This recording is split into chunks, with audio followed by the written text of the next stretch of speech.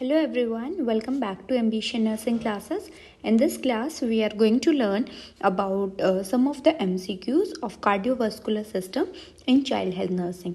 So ये हमारा MCQ series का नेक्स्ट पार्ट आ रहा है जिसमें हम चाइल्ड हेल्थ नर्सिंग के MCQs करेंगे कार्डियोवास्कुलर सिस्टम के. सो सबसे पहले आपको एक ब्रीफ रिव्यू दे देते हैं अबाउट कार्डियोवास्कुलर सिस्टम ताकि जो हम आगे MCQ करेंगे वो इजी हो जाएगा. सो जो सबसे पहला क्वेश्चन आता है the total fetal cardiac output वो कितना होता है. इट इज़ 450 ml पर kg पर मिनट. ठीक है, ये याद रखना है. देन कार्डियक आउटपुट न्यूबॉर्न में कितना होता है. इट इज़ 350 ml पर kg पर मिनट. ओके, ये फर्स्ट क्वेश्चन हो गया. देन आपको याद रखना है सी जो नॉर्मल सर्कुलेशन होना है. What happens in normal circulation. देखो जो हमारा ब्लड है आता है सुपीरियर वेना कावा से, बॉडी से आता है अपर बॉडी से, और इन्फीरियर वेना कावा से लोअर बॉडी से आता है. डीऑक्सीजनेटेड ब्लड है. ये आता है हमारा राइट एट्रियम में. देन राइट एट्रियम और राइट वेंट्रिकल के बीच में होता है ट्राइकस्पिड वॉल्व. देन ट्राइकस्पिड ये क्या है, ट्राइकस्पिड वॉल्व.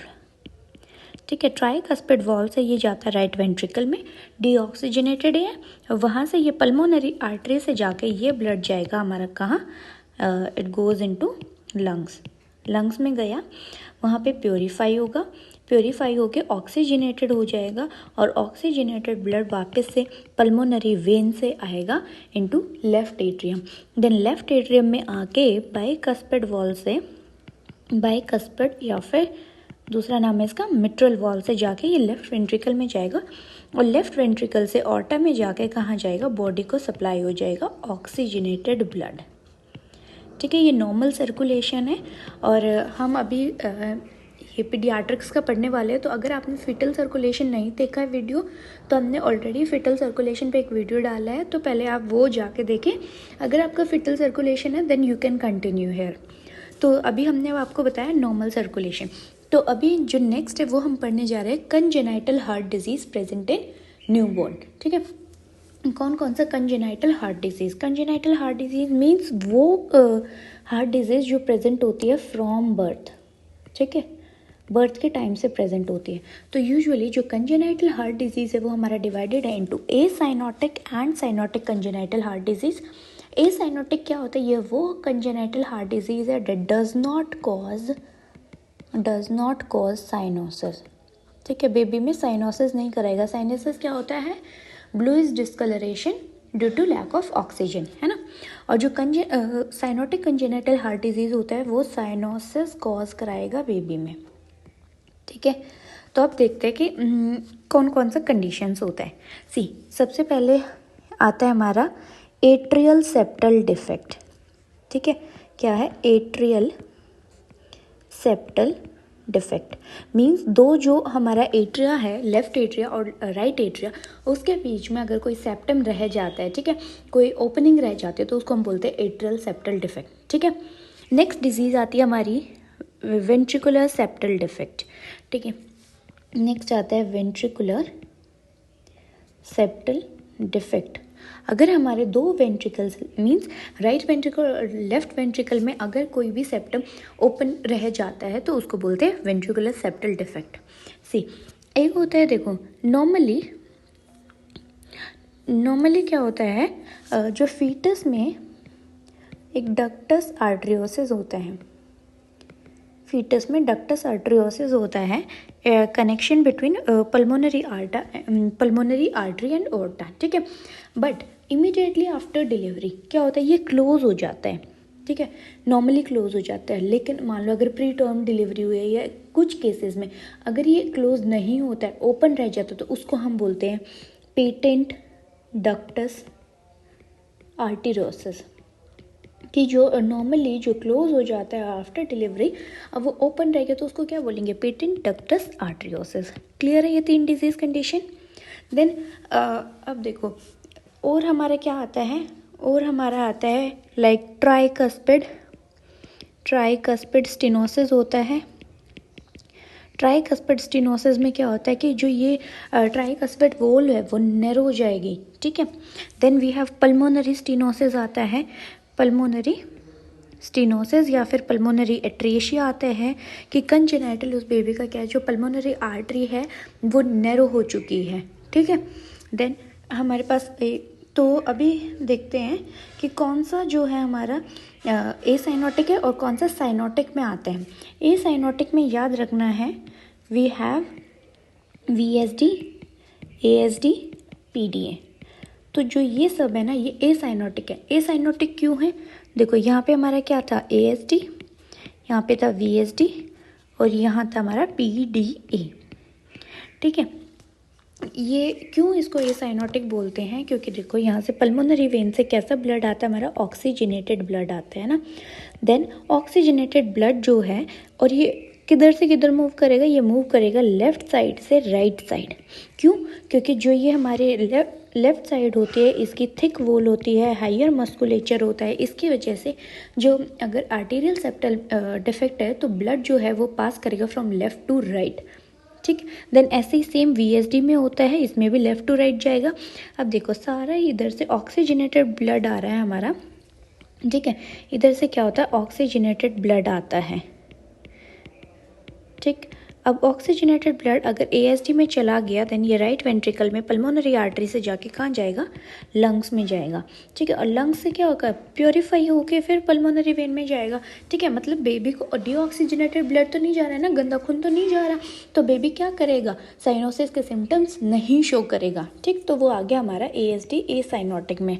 ऐसे ही VSD में देखो, VSD में नॉर्मली ब्लड पल्मोनरी वेन से आता है ऑक्सीजनेटेड ब्लड, देन ये हमारा लेफ्ट वेंट्रिकल में आ गया मिट्रल वॉल से, और VSD के थ्रू ये जाएगा हमारा पल्मोनरी आर्टरी में।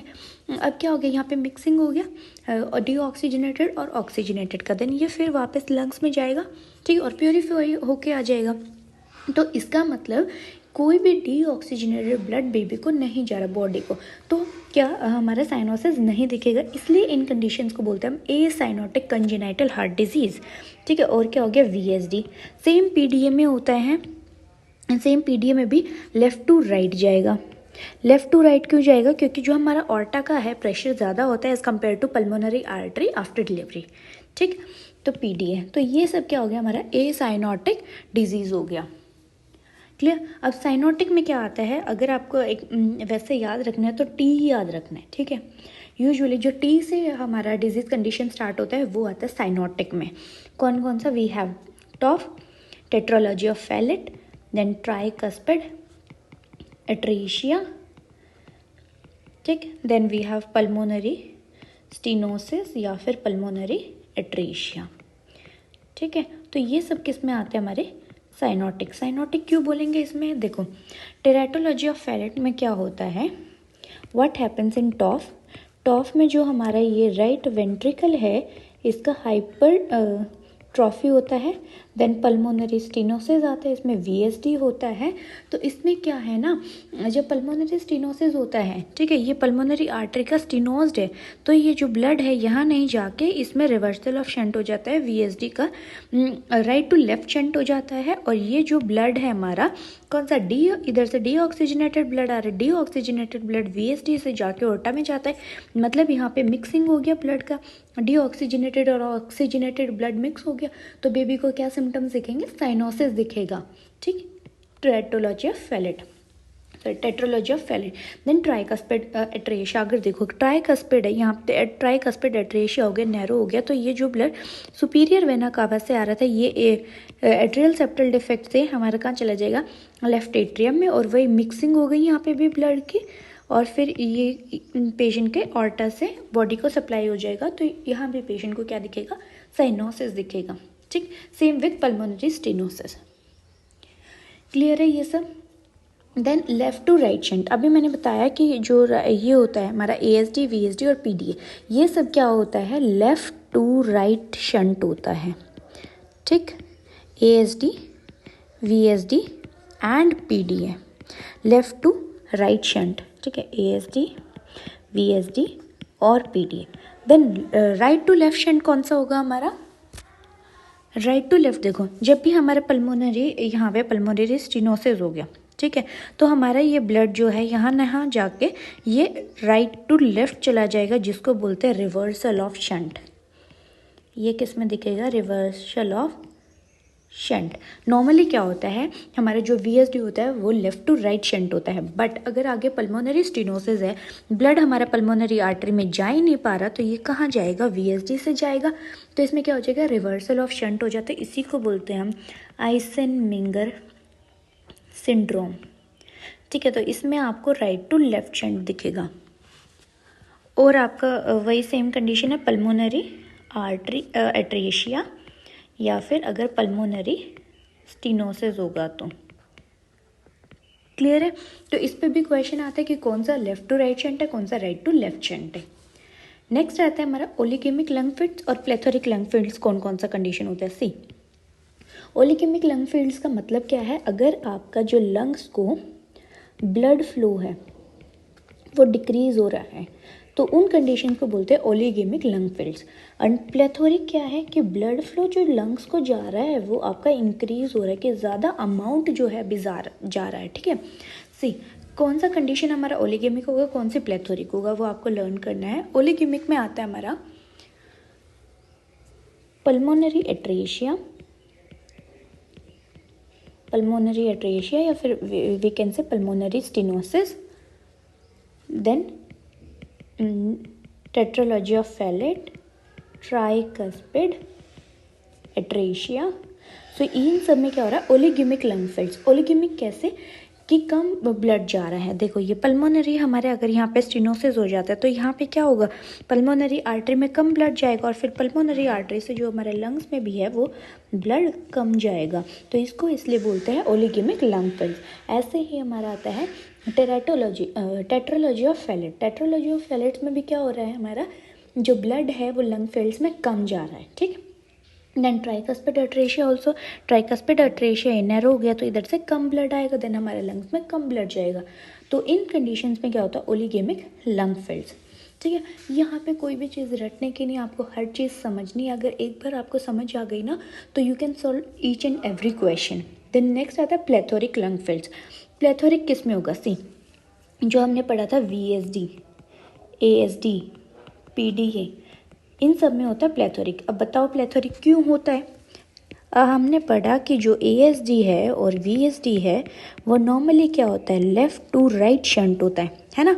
लेफ़्ट टू राइट शंट होगा तो हमारा क्या, देखो जब भी यहाँ से ब्लड आया पल्मोनरी वेन से, इधर जाएगा ब्लड हमारा कहाँ पे, राइट एट्रियम से ट्राइकास्पिड से राइट वेंट्रिकल, और इधर मतलब ऑलरेडी राइट साइड का भी ब्लड आ रहा है प्लस लेफ्ट साइड का भी कुछ ब्लड आ रहा है, तो हमारा पल्मोनरी आर्टरी में क्या है, ज़्यादा ब्लड जाएगा। पल्मोनरी आर्टरी में ज़्यादा ब्लड गया तो लंग्स के पास भी ज़्यादा ब्लड आएगा। क्लियर, सेम विद VSD और सेम विद PDA।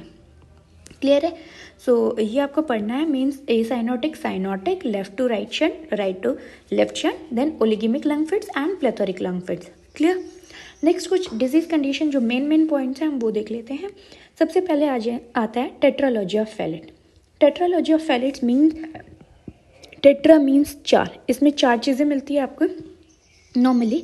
सबसे पहले देखो पल्मोनरी आर्टरी का जो है स्टेनोसिस मिलेगा। सबसे पहले ये नैरो हो जाएगी। ठीक है, अब नैरो हो गई तो इतना ब्लड इसके अंदर जा नहीं पा रहा।